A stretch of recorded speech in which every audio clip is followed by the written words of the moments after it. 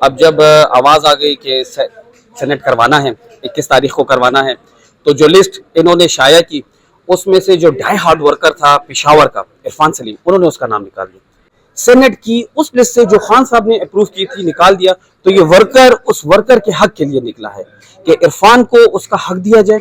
پشاور کو اس کا حق دیا جائے، اور سینٹ کی لسٹ میں اس کو دوبارہ ڈالا جائے۔ اس بات میں کتنی حقیقت ہے کہ جو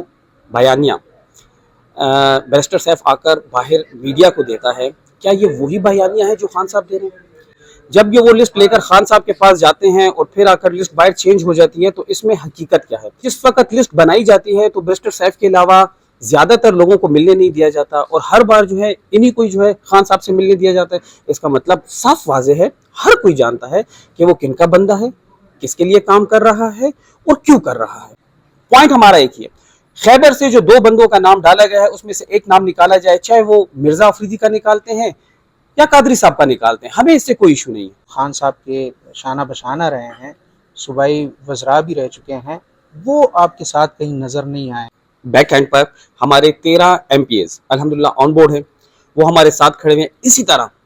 ارباب شیر علی صاحب اور باقی جتنے ہمارے اسٹیک ہولڈرز ہیں ہمارے ساتھ بیک پر موجود کھڑے ہیں، لیکن کچھ وجوہات کی بنا پر وہ فرنٹ پر نہیں آ سکتے، کیونکہ ہمارے پاس 92 کا فگرز ہے۔ اگر ہم آرام سے سینٹ کا الیکشن کرتے ہیں تو ہم 5 سیٹیں جنرل میں، 2 ٹیکنو میں اور 2 فیلڈ میں الحمدللہ لے سکتے۔ 13 سے 15 بندے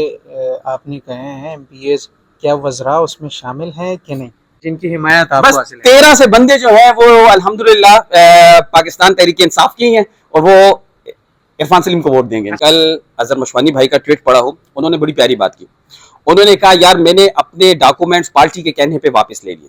مراد سعید کے بعد اگر کسی کا حق بنتا ہے وہ عرفان سلیم ہے۔ عرفان سلیم جو ہے دستبردار نہیں ہوگا، ڈاکومنٹس نہیں لے گا، یہ ٹیبل ٹاک کل ہو چکی ہے، بات ختم ہو چکی ہے۔ اگر آج کی یہ پریس کانفرنس اگر ان پر اثر نہیں ڈالتی تو نیکسٹ ہم لوگ جائیں گے وزیر اعلیٰ کے گھر کے باہر بیٹھیں گے، ادھر اپنا احتجاج ریکارڈ کریں۔ نہ ہم خان کے نظریے کے خلاف ہیں، نہ ہم پارٹی کے کسی بھی وزراء کے خلاف ہیں، ہم صرف اپنا حق، ورکر کا حق اور پشاور کا حق مانگ رہے ہیں۔ ان کیس اگر وہ بات بھی ان کے ذہن میں سمجھ نہیں آتی تو پھر آخری اور سب سے لاسٹ ہمارا کیا ہوگا، منڈے کے دن جو الیکشن ہے، جتنے ایم پی ایز آئیں گے ان کو ہم باہر گیٹ پہ روکیں گے۔